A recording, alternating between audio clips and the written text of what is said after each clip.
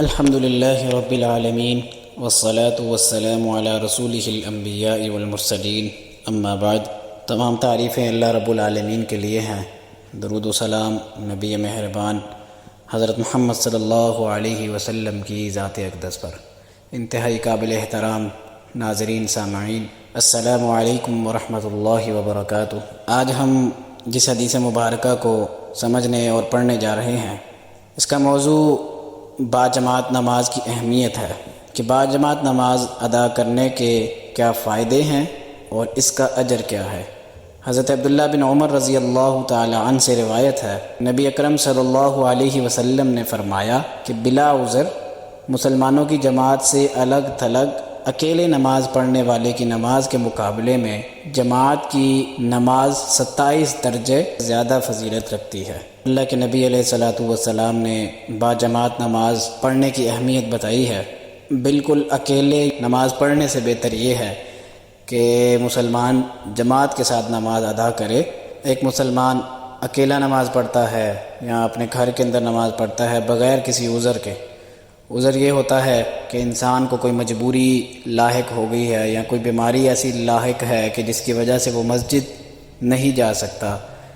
یا کوئی ایسا عذر کہ اس کی جان کو خطرہ ہے، یہ تو شرعی عذر ہے۔ اس کے علاوہ کوئی مسلمان اب جان بوجھ کر نہیں جاتا یا کسی وجہ سے وہ لیٹ اپنے آپ کو جان بوجھ کر کرتا رہتا ہے، جیسا آج کل کے معاشرے کے اندر کہ اگر کوئی ٹی وی دیکھ رہا ہے یا فون یوز کر رہا ہے، تو اس طرح کے کام جن کے اندر کوئی شرعی عذر نہیں ہے، تو اس صورت میں جو مسلمان نماز پڑھے گا اکیلے میں، تو اس نماز کا کوئی فائدہ نہیں ہے۔ کہ جماعت کی نماز میں ہر طرح کے مسلمان شریک ہوتے ہیں، امیر بھی، غریب بھی، خوش پوشاک بھی اور پھٹے پرانے کپڑے پہننے والے بھی،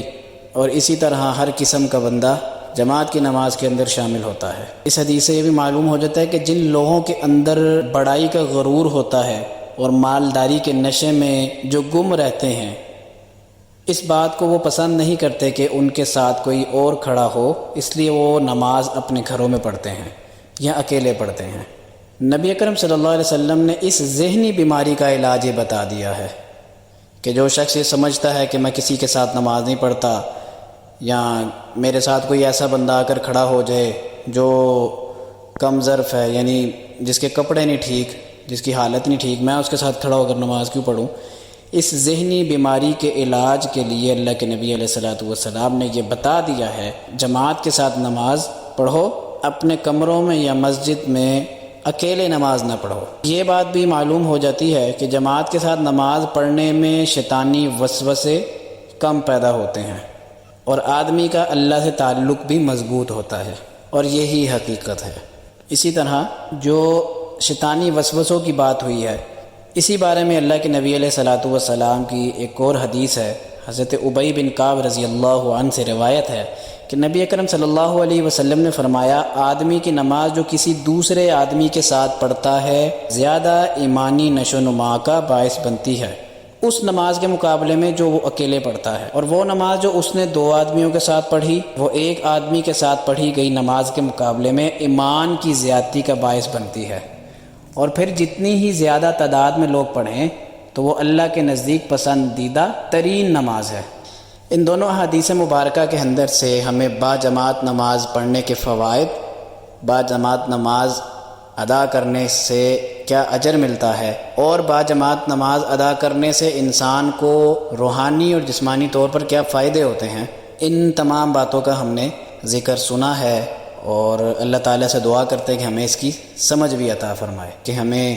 ان تمام نیکیوں کو سمجھنے کی اور ان پر عمل کرنے کی توفیق عطا فرمائے، اور نبی علیہ الصلوۃ والسلام کی تمام تعلیمات کو اپنی زندگی میں اپنانے کی توفیق عطا فرمائے۔ اقول قولی ھذا استغفر اللہ لی ولکم ولسائر المسلمین واستغفروہ انہ ھو الغفور الرحیم۔